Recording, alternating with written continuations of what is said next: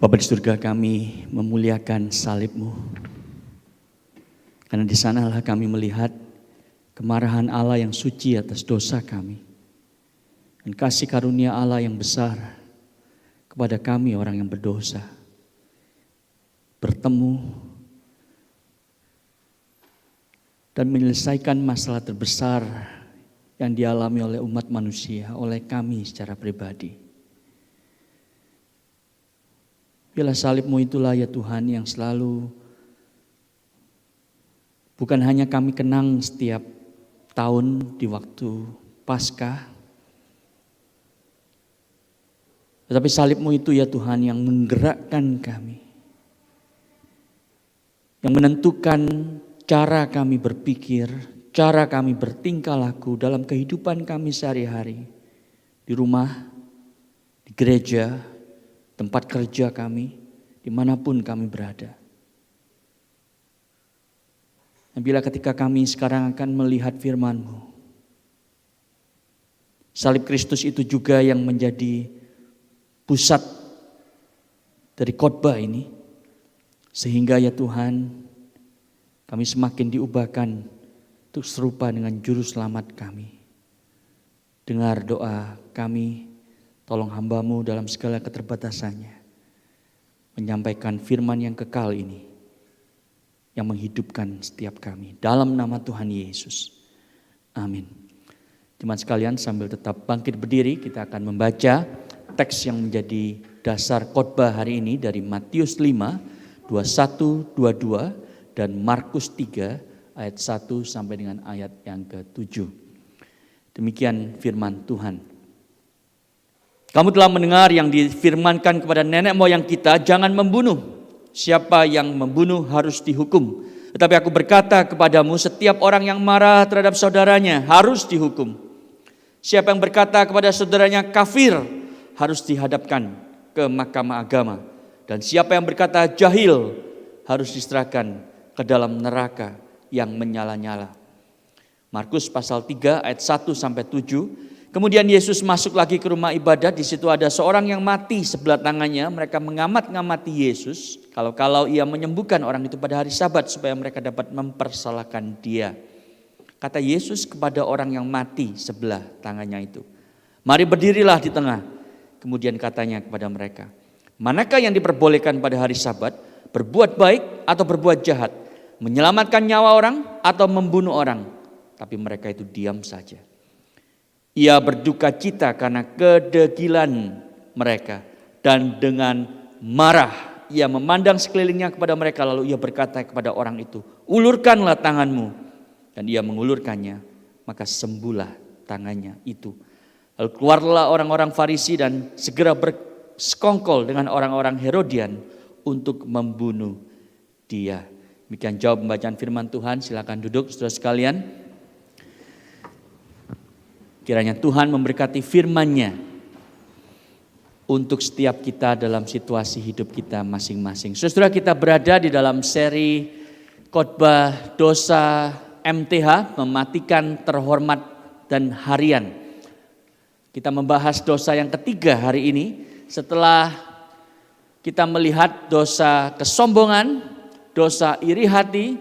Hari ini kita tiba kepada dosa yang ketiga, yaitu dosa kemarahan.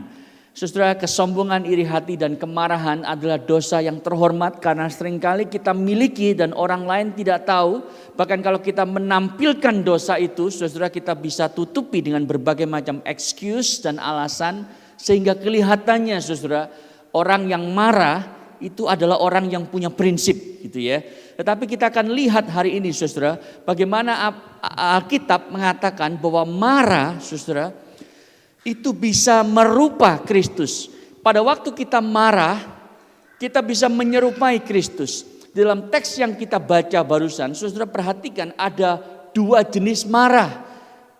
Yang pertama, Yesus mengatakan, saudara, jangan marah. Kalau engkau marah, kalau engkau mengatakan kepada saudaramu itu kafir atau jahil, memaki-maki mereka, maka hukumannya itu begitu keras, yaitu neraka yang menyala-nyala.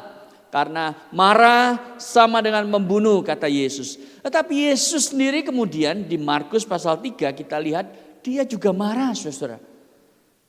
Jelas teksnya dikatakan di sana, ia berduka cita karena kedegilan mereka dan dengan marah.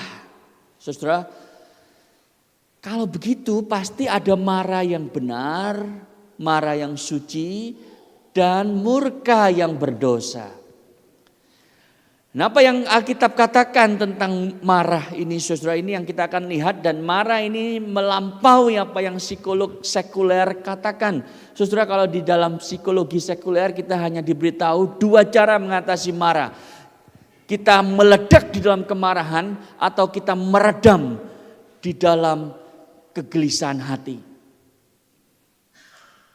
Kita harus mengeluarkan kemarahan atau menekannya ke dalam. Itu 2 solusi yang diajarkan oleh psikologi. Saudara, Alkitab melampaui itu dan kita akan melihat bagaimana kita sebagai orang Kristen mungkin untuk marah dan kemudian menyerupai Kristus. Saudara, yang pertama kita akan melihat, saudara, tentang marah yang berdosa terlebih dahulu. Ada seorang yang bernama Aristoteles, saudara, karena anugerah umum Allah, common grace itu, dia menulis sesuatu yang punya kemiripan dengan apa yang Alkitab katakan, yang saya kira sulit sekali diterima oleh orang modern hari ini. Karena dia menulisnya di kira-kira tahun 330 BC, ya sebelum Kristus, sudah lama sekali, saudara. Ya, dia menulis begini, saudara. Ya, Anda bisa baca di ayat teks slide di atas. Anybody can become angry. That is easy. But to be angry with the right person and the right degree and at the right time for the right purpose and in the right way, that is not within everybody's power. That is not easy. Dia menulis, saudara, semua orang itu bisa marah. Itu gampang.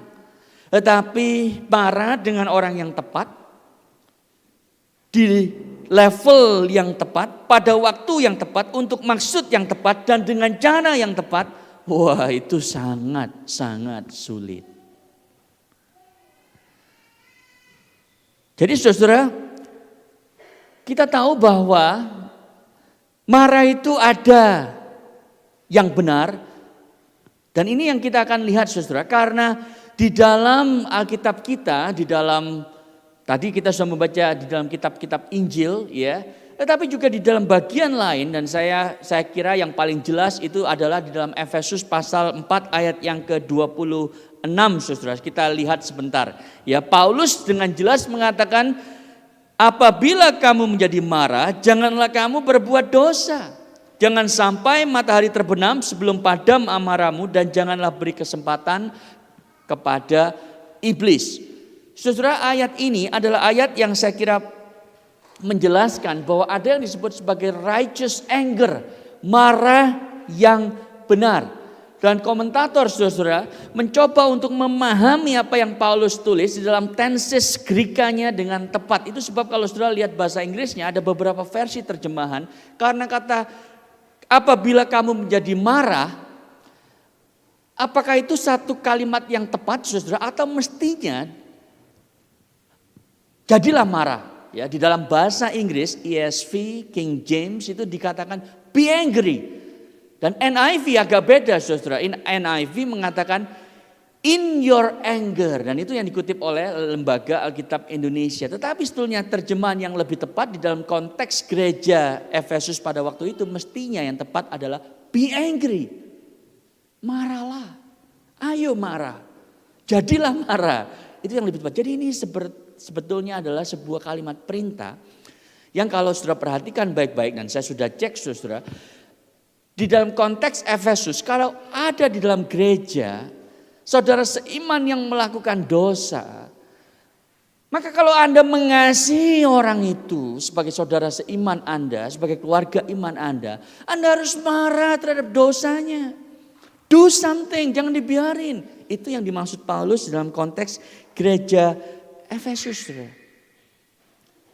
Jadi engkau harus marah terhadap dosanya, jangan nunggu sampai berlarut-larut sampai akhirnya ya udahlah biarin, mau dia jungkir balik kek, mau ngapain kek, emangnya gua pikirin.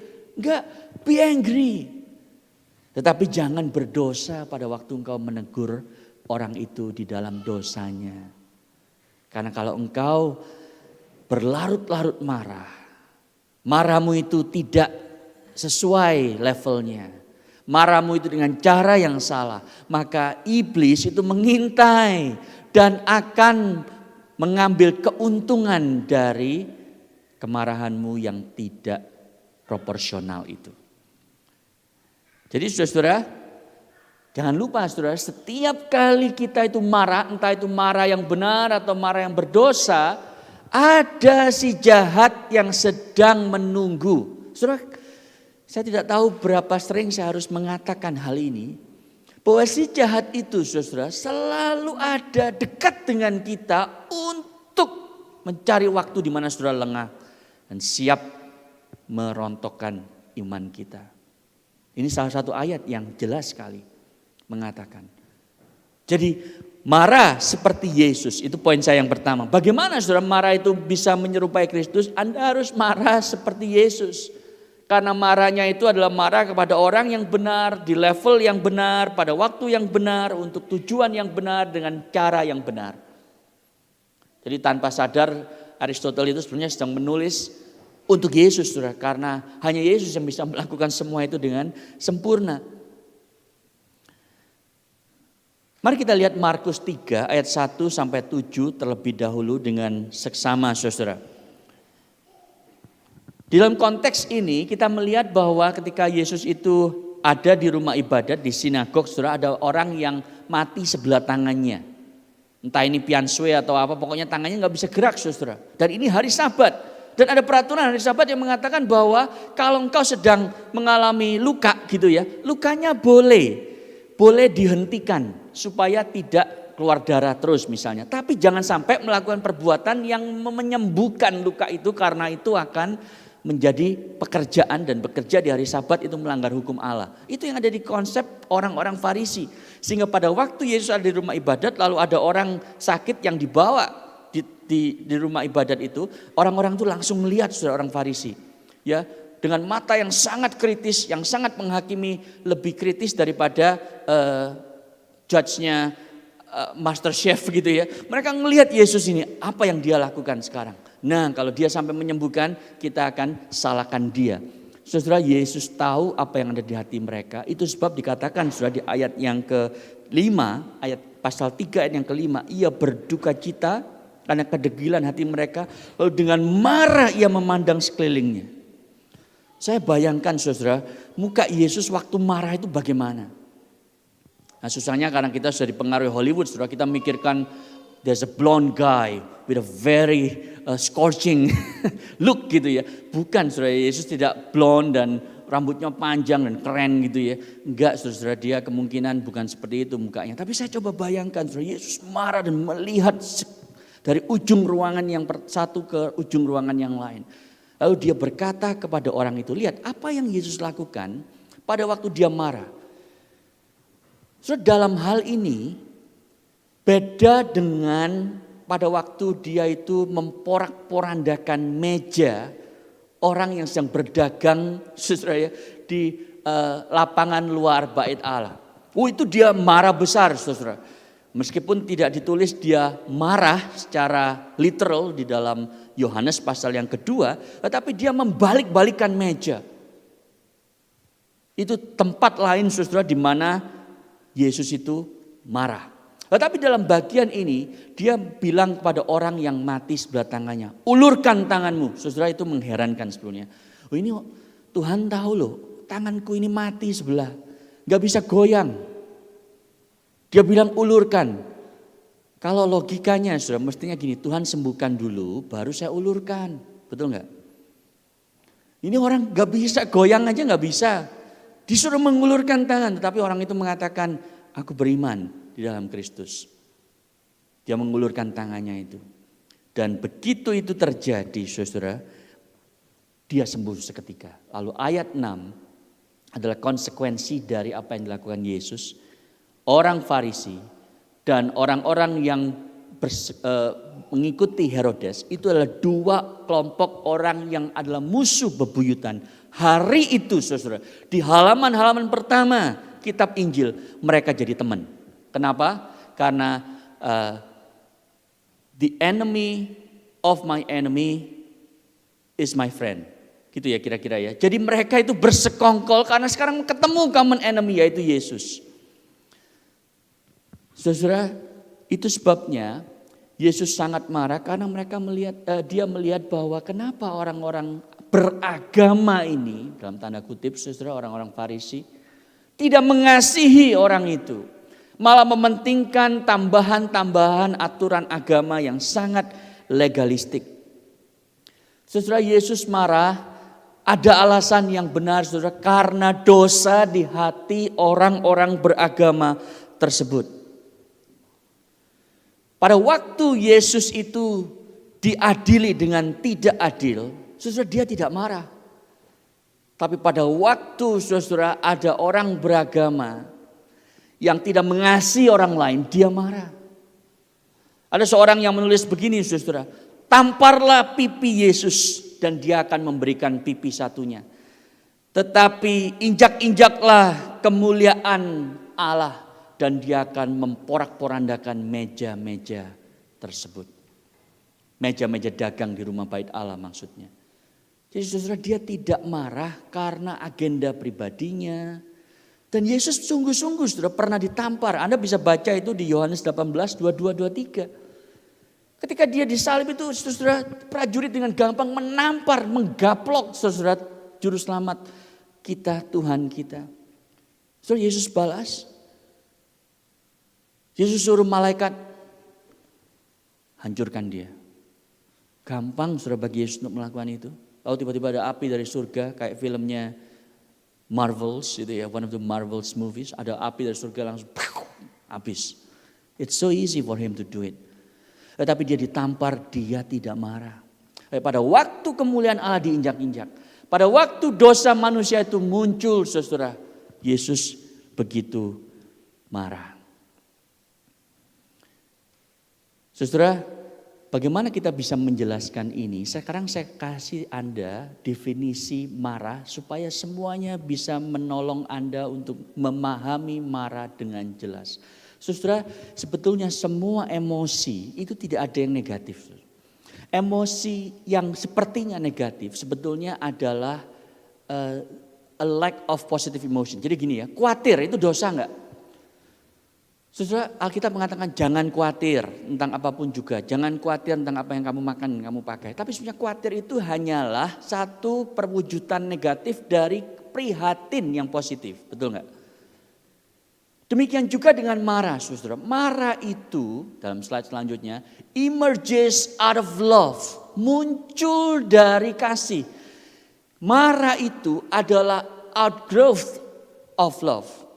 Satu hal yang muncul karena kita mencintai sesuatu atau seseorang.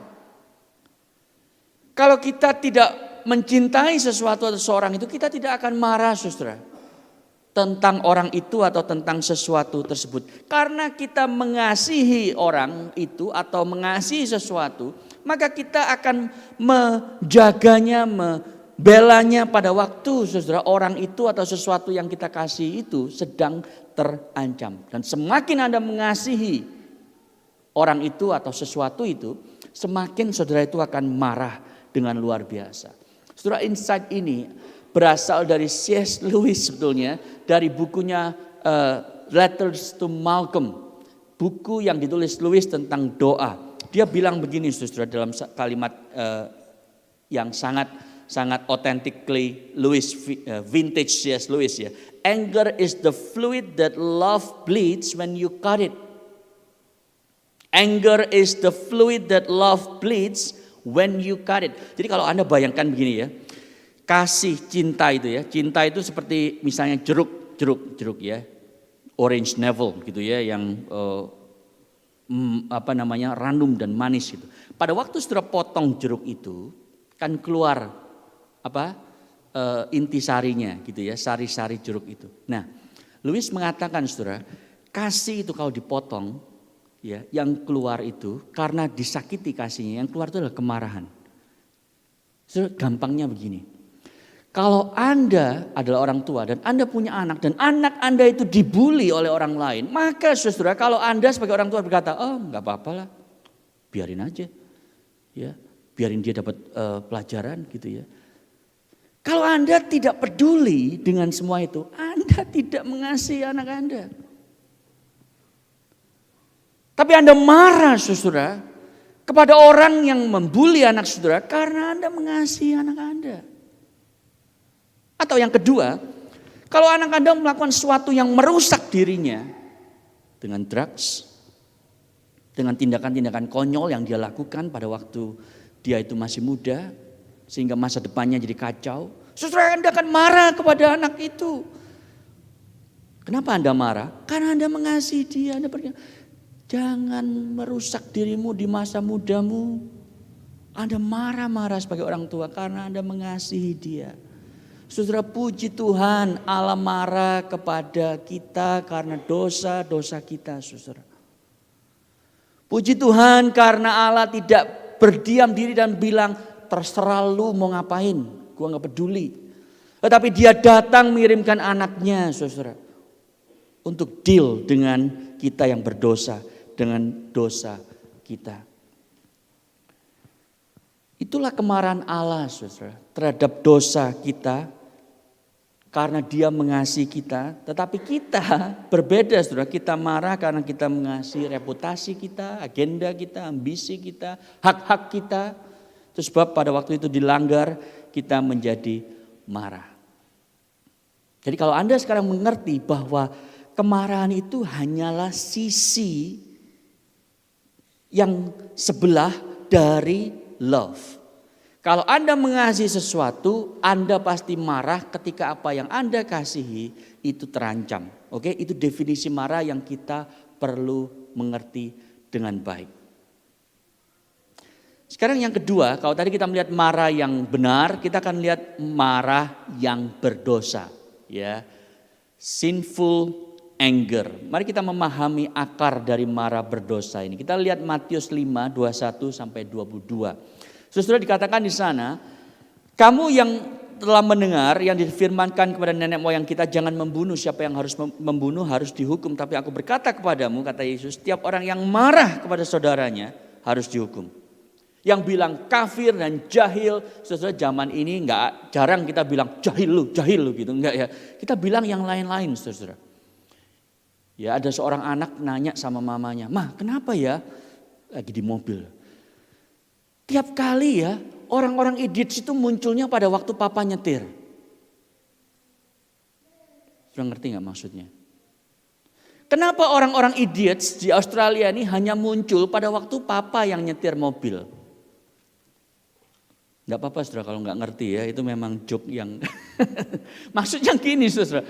Papanya itu kalau nyetir dipotong orang, dia selalu bilang idiots gitu kan. Jadi anaknya bingung, oh idiots ini hanya muncul kalau papa nyetir. Kalau mama nyetir gak pernah muncul, idiotsnya pada di rumah gitu kan. Karena papanya suka marah dan memaki-maki saudara pengendara mobil lainnya gitu ya.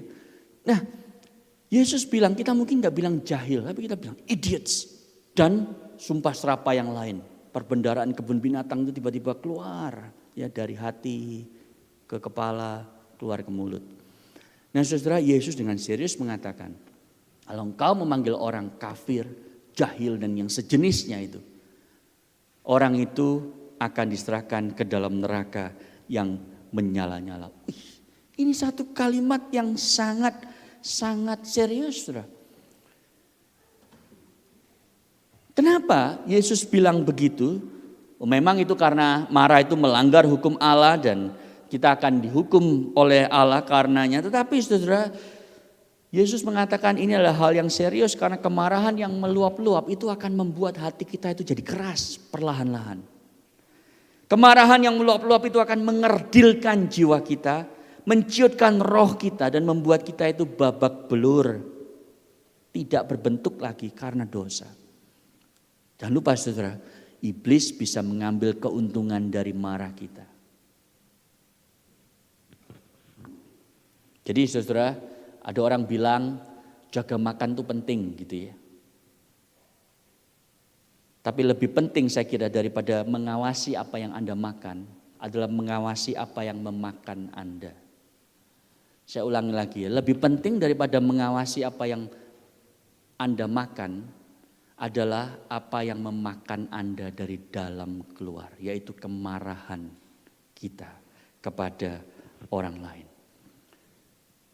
So, di dalam tulisannya tentang marah, Thomas Aquinas itu mengatakan, saudara, ada 3 hal dalam slide selanjutnya yang membuat marah itu seringkali menjadi berdosa. Yang pertama adalah kalau kita terlalu mudah untuk marah, too easy to get angry. Kita itu gampang sekali terusik, tersinggung karena omongan sesuatu, lalu kita itu marah-marah karena kita menganggap orang itu menghina kita.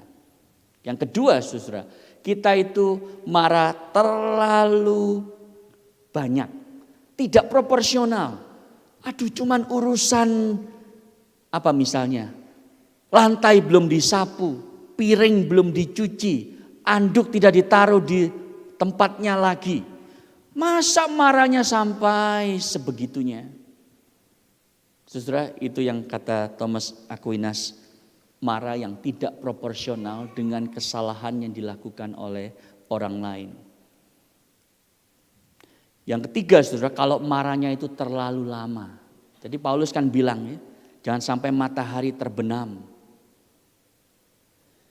Maksudnya Paulus itu bukan begitu marah pasang alarm gitu ya. Sampai jam 6 sore. Begitu alarm ini, wah Anda sudah berdosa. Matahari udah terbenam. Tapi maksudnya itu, saudara, jangan terlalu lama. Karena pada waktu Anda itu sampai tertidur di dalam kemarahan, maka kemarahan itu akan terus menggerogoti jiwa Anda dan membuatnya menjadi ciut dan kerdil. Nah, saudara, selain ini, saudara, ada 2 macam orang itu marah. Ada orang yang marahnya itu hot, ada yang cold, kayak air itu ya. Kalau Anda buka di keran itu kan bisa hot and cold, panas dan dingin. Orang-orang yang marahnya itu panas, saudara ya, itu biasanya marahnya meledak seperti bom atom. Begitu meledak, jeleger, kata orang Jerman, bukan orang Jawa ya. Ada Chris di sini, orang Jerman nggak pernah ngomong seperti jeleger. Nah, saudara, pada waktu bom atom itu dilemparkan, saudara, maka semuanya akan binasa di sebelah-sebelahnya. Tetapi bukan hanya itu, saudara, ada orang yang marahnya itu lebih cold anger. Nah, cold anger ini, saudara, bukan pakai bom atom senjatanya, tetapi pakai senjata perang gerilya. Jadi saudara, seperti Anda tahu keran kalau malam itu lupa ditutup, lalu Anda sudah setengah tidur, Anda dengar keran itu tik gitu ya. Lalu Anda kesel banget, udah ngantuk, nggak mau bangun gitu ya. Tapi ini annoying banget suaranya karena tik. Jadi tiap kali ada tik itu Anda terbangun lagi gitu, nggak bisa tidur. Nah, saudara, ada orang yang marahnya seperti itu. Jadi sudah seminggu nih kejadiannya, terus dia bilang, ingat gak lu minggu lalu bilang apa sama gue? Loh, masih ingat dia minggu lalu. Kirain udah diberesin.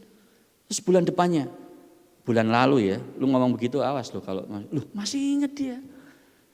Jadi setiap kali sudah diingetin sampai akhirnya 17 tahun kemudian, ingat 17 tahun yang lalu, jam 3.37 sore di dapur, lu bilang apa sama gue? Wih, luar biasa. Long term memorinya masih tokcer gitu, saudara. Ada orang yang bukan pakai senjata bom atom, bukan pakai perang gerilya, tetapi suicide bomber. Wah, ini lain lagi, saudara, marah pakai suicide bomber. Dengan blackmail, emotional blackmail. Lu kalau begitu lagi ya, gua akan, nah saudara bisa isi sendiri. Itu namanya ini. Gua akan apa ya, macam-macam saudara, tinggalkan, gua akan lakukan ini, gua akan mati gitu ya, gua akan minum racun. Waduh, semua emotional blackmail itu saudara yang akhirnya membuat kita merasa ya udah jangan gitu. Tapi ada juga saudara orang yang tidak pakai semua senjata itu, ya tapi dia cuma punya modus balas dendam. Itu sebabnya Friedrich Buechner mengatakan marah itu adalah dosa yang membuat kita itu merasa puas dalam hati kita. Awas lu nanti, gue balas lu. Ya ada cerita saudara ya, ada orang yang sudah lama menikah gitu, Terus suaminya itu mengamati istrinya bertahun-tahun, dia kagum sekali. Dia bilang begini, saya perhatikan kalau kita bertengkar ya, suami istri pasti bertengkar lah ya. Kalau ada yang bilang, oh saya nggak pernah pak, oh, bohong. Ya itu dosa kebohongan, kapan-kapan kita bahas. Saudara. Jadi bertengkar, nah suaminya bilang, wah kamu luar biasa loh. Kalau saya marah itu saya selalu meledak, kamu itu bisa tenang, tidak pernah meledak-ledak. Gimana sih caranya? Saya mau belajar kayak kamu. Supaya kita ini kalau bertengkar bisa lebih civilized, berbudaya. Terus dia bilang, oh gini sebetulnya tidak sulit sih suamiku. Dia bilang, kalau saya itu sedang marah sama kamu, saya pergi bersihkan toilet. Oh gitu ya, mesti kerja bersihin rumah supaya lupa. Iya, cuma saya pakai sikat gigimu. Gitu ya. Ini modus ya. Kemarahan yang tidak muncul, tetapi kemudian ada balas dendam yang lebih menyakitkan. Pantes gue sariawan terus kata suaminya gitu ya. Dan sakit perut dan buang-buang air tanpa alasan yang jelas gitu. Ya, saudara, ada berbagai macam bentuk kemarahan, tetapi kita harus lihat apa yang menjadi akar dari kemarahan tersebut. Nah, sekarang saya sampai kepada bagaimana kita bisa marah berdosa, tapi marah berdosa itu sekarang kita ubah saudara untuk menjadi means, alat, cara untuk kita bisa serupa Kristus. Nah caranya begini saudara, kita lihat anger iceberg ya. Anger itu adalah apa yang muncul di permukaan seperti gumpalan es ini. Tetapi di bawahnya, saudara kalau Anda melihat gumpalan es ya di Antartika misalnya, es yang di bawah itu seringkali lebih besar daripada apa yang kelihatan. Nah ini kenapa kita sulit sekali deal dengan dosa kemarahan. Karena kita sulit sekali mengakui saudara apa yang sebetulnya kita alami di bawah. Jadi psikolog sekuler itu benar sekali dan kita harus memanfaatkan hasil temuan penelitian psikolog sekuler ini. Yang mengatakan bahwa kalau engkau ingin berhadapan dengan marah, cobalah untuk cari tahu apa sih di balik kemarahanmu. Akuilah kemungkinan saudara kita itu marah karena misalnya kita itu merasa insecure, tidak aman. Kita merasa terancam, itu sebab kita marah. Jadi banyak saudara, ini khususnya bagi para pemimpin nih.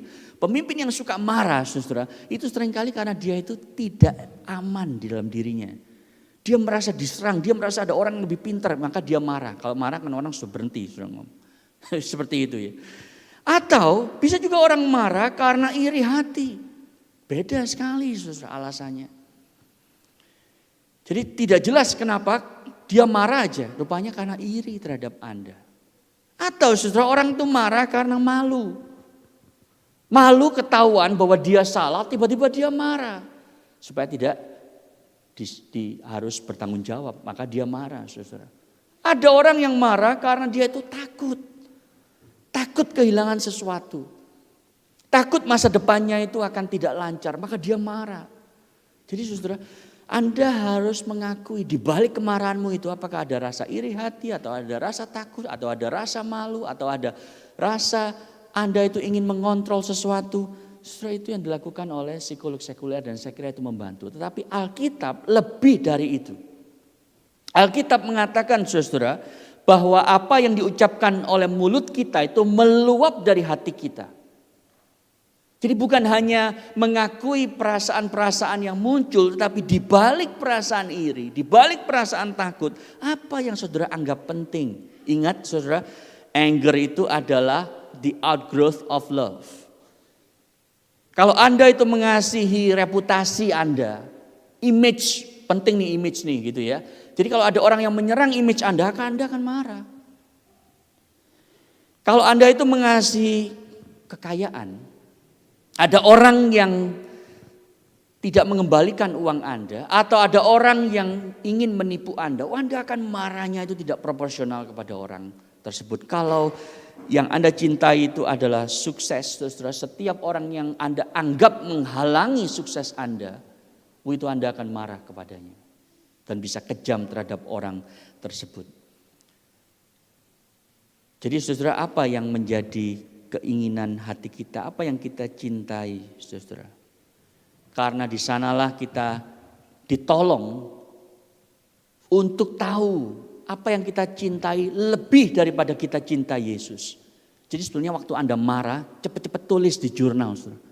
Hari ini saya marah memaki-maki seseorang karena rupanya di dalam hati saya ada ketakutan atau ada iri hati atau ada rasa malu. Tapi di balik rasa malu itu rupa-rupanya karena saya mengasihi image saya, reputasi saya. Itu sebab waktu dia itu mengatakan hal yang tidak akurat 100% tentang saya meskipun kecil saya marah.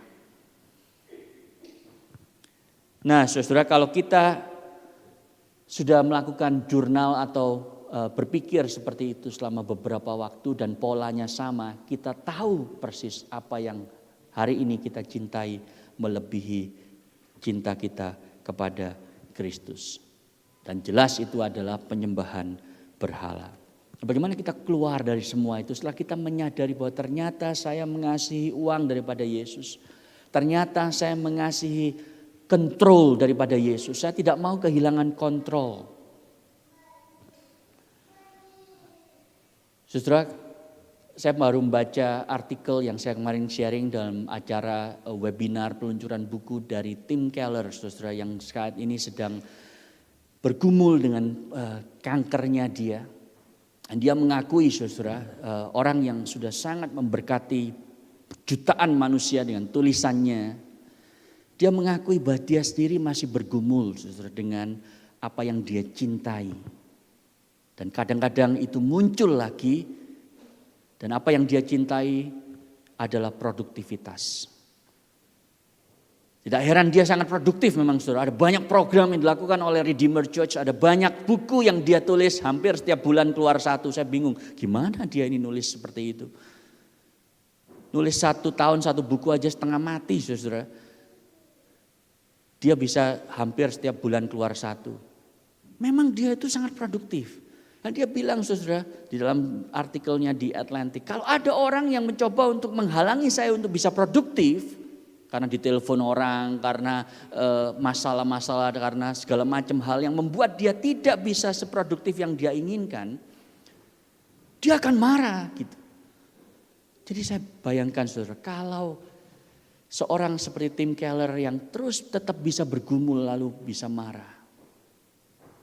Saudara, kita juga, Anda dan saya punya kecenderungan dosa yang sama, cuman bedanya adalah apa yang kita cintai itu mungkin beda.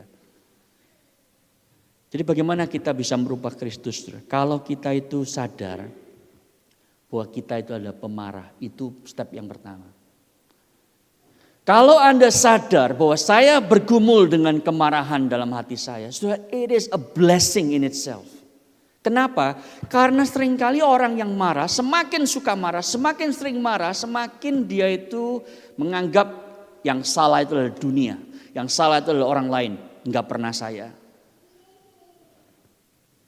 Dia selalu menyalahkan orang-orang di sekitarnya atau situasinya atau gereja atau pemerintah atau siapapun bosnya di tempat kerja, tapi bukan dirinya. Sehingga saudara, kalau Anda sadar, saya ini sebenarnya orang yang pemarah. Memang gak pernah meledak-ledak. Tapi dalam hati saya itu saya sudah berkali-kali memainkan skenario untuk membalas dendam terhadap orang-orang tertentu. Saudara, kalau Anda sadar Anda bergumul tentang itu, it is a blessing. Setiap orang percaya yang sadar dia adalah pendosa, itu adalah berkat dari Tuhan. Yang kedua saudara, kita bisa merubah Kristus dalam kemarahan kita pada waktu kita melihat pasal 3 ayat yang ke-6 dari Markus tadi. Dikatakan di sana, lalu keluarlah orang-orang Farisi dan segera bersekongkol dengan orang-orang Herodian untuk membunuh dia.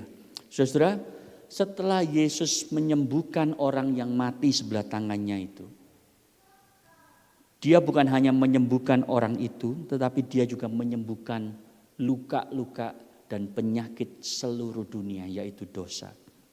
Dengan apa saudara? Dengan pada waktu dia disalibkan di atas kayu salib itu. Dia ditikam karena pemberontakan kita. Dan karena bilur-bilurnya kita sembuh. Pada waktu dia ada di atas kayu salib itu, dia bilang begini, it is finished, tetelestai, sudah selesai. Itu adalah kata ekonomik Economic terms yang berarti sudah dibayar, sudah lunas. Dan kalau Anda memikirkan hal itu, saudara, Anda akan mau tidak mau dibawa kepada kekaguman yang luar biasa. Karena Anda tahu, mestinya Allah itu menghukum kita karena kemarahan kita yang berdosa. Tapi kemarahan Allah yang suci itu sekarang sudah ditanggung oleh Tuhan Yesus. Lunas. Dan sudah tahu berapa besar hukuman yang harus dibayar oleh Tuhan Yesus itu. Kalau Anda makan di restoran habis $15, ada yang bayar, Anda itu akan berterima kasih kepada orang itu. Kalau Anda makan lebih besar lagi atau Anda punya utang lebih besar lagi, ya $1 juta dibayarin orang, Saudara akan lebih bersyukur bukan kepada orang itu daripada Anda bersyukur kepada orang yang membayarin Anda $15. Saudara tahu berapa yang Yesus bayar? Saudara, kalau hukuman neraka itu kekal, dari kekekalan sampai kekekalan. Dan Yesus bisa bilang lunas semuanya. Itu berarti apa yang dia bayar lebih besar daripada hukuman kekal neraka, perapian yang menyala-nyala. That's how big he has paid for your sin. Dan saudara, kalau seperti itu, maka saudara kita tahu bahwa Allah bilang, you do not owe me anymore. Engkau tidak lagi berutang kepadaku karena utangmu sudah dibayar oleh anakku yang mati di salib. Sehingga saudara, Anda kemudian di dalam Kristus tidak perlu lagi mengatakan kepada orang lain, you owe me, that's why I'm angry. Anda tidak lagi marah kepada orang lain.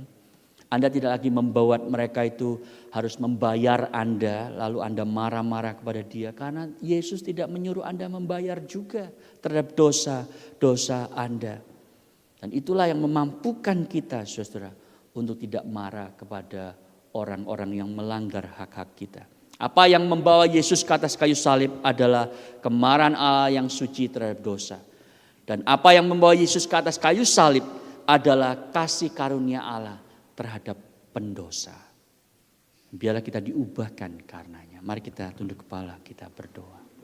Bapa, kami bersyukur untuk firman-Mu. Tolong kami ya Tuhan untuk memandang kepada salib-Mu.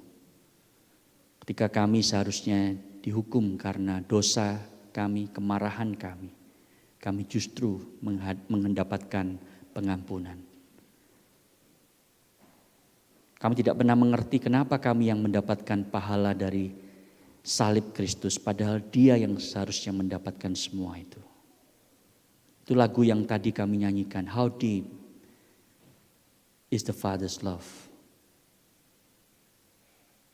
Tapi meskipun kami tidak pernah tuntas mengerti, tolong kami ya Tuhan, untuk menyadari bahwa kami tidak perlu lagi marah kepada orang lain. Tidak ada yang seharusnya berhutang pada kami, karena hutang kami yang jauh lebih besar itu sudah dibayar lunas selama-lamanya oleh Yesus. Terima kasih Bapa. Dalam nama Yesus. Amin. Saudara, kita akan bangkit berdiri dan mengembalikan semua hormat kepada Allah Bapa kita. Doksologi.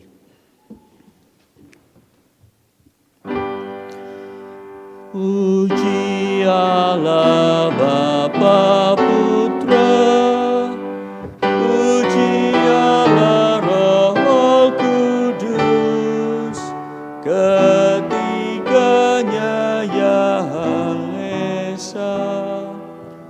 Mohon selamat sumber berkat.